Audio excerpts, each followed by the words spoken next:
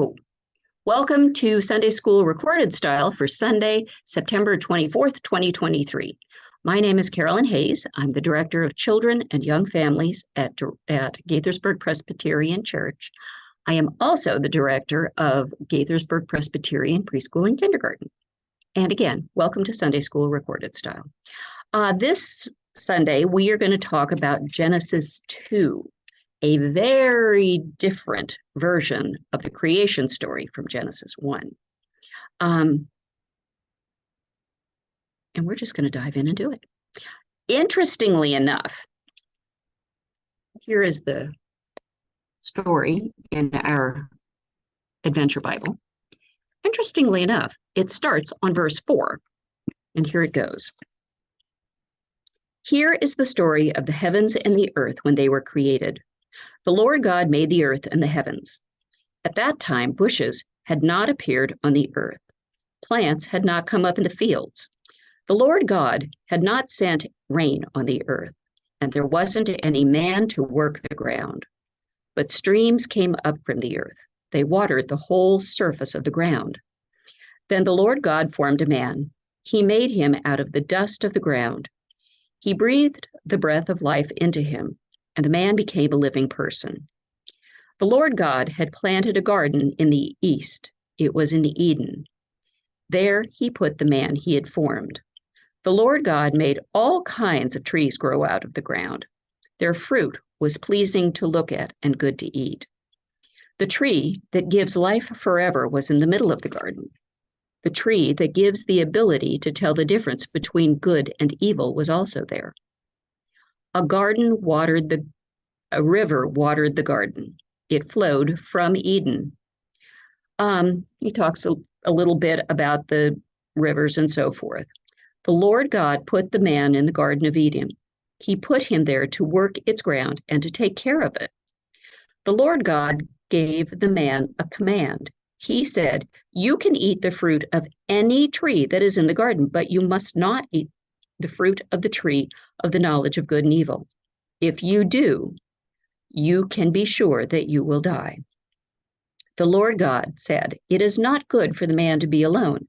I will make a helper who is just right for him." The Lord God had formed all of the wild animals. He also formed all of the birds of the air. He made them all out of the ground. He brought them to the man to see what names he would give them, and the name the man gave each living creature became its name. So the man gave names to all of the livestock, to all of the birds of the air, and to all of the wild animals. But Adam didn't find a helper that was right for him.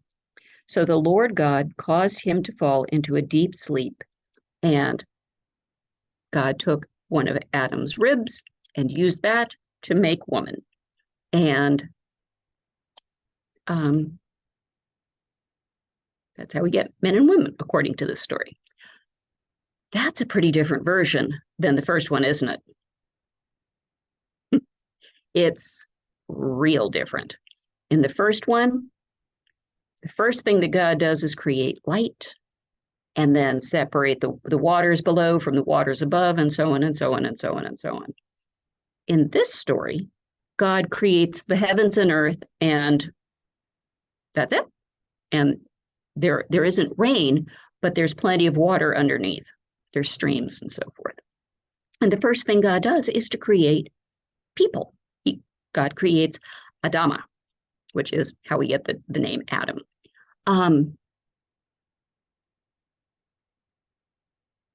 Basically, God creates Adam first in one and last in the other. In the second one, God is very involved with Adam. He's talking to Adam. In the first one,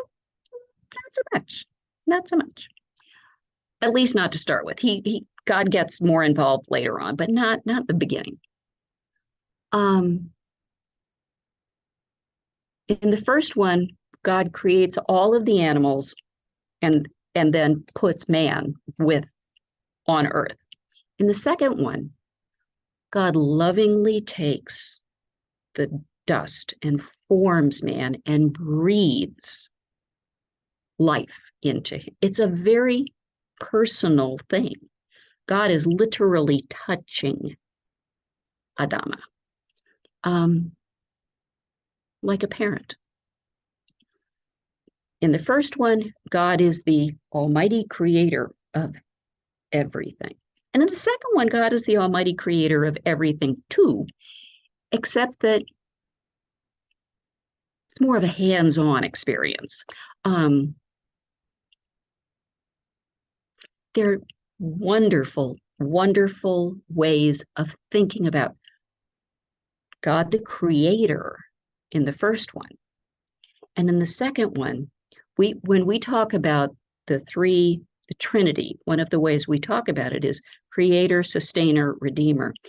And you really have that feeling of sustainer in this second one, because sustain doesn't just mean to keep alive, it's to help thrive.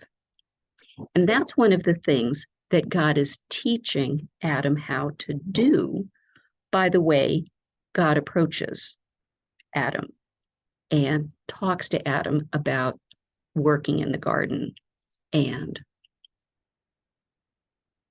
taking care of things, including all of the animals, the earth itself, and Eve, now that Adam has a helper, a human helper. And they are there to take care of each other, to love each other, to love the world, and to love God.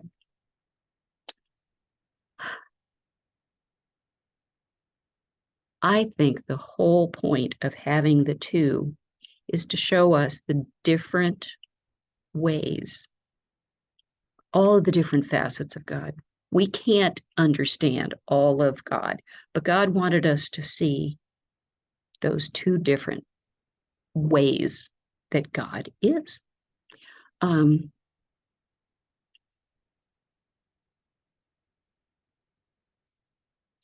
So I'd like you to just think about which one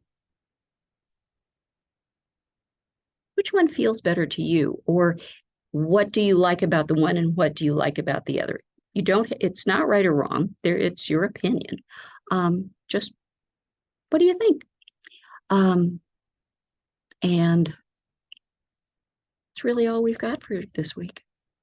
Go back and read it yourself. Genesis 2, you can read any version you like. They're all beautiful. And think about the two different ones. Let's say the Lord's Prayer, and then we'll be done. Gracious and loving Lord, who art in heaven, hallowed be thy name. Thy kingdom come, thy will be done on earth as it is in heaven. Give us this day our daily bread, and forgive us our debts, as we forgive our debtors. Lead us not into temptation, but deliver us from evil. For thine is the kingdom and the power and the glory forever and ever. Amen. Take care. Have a great week.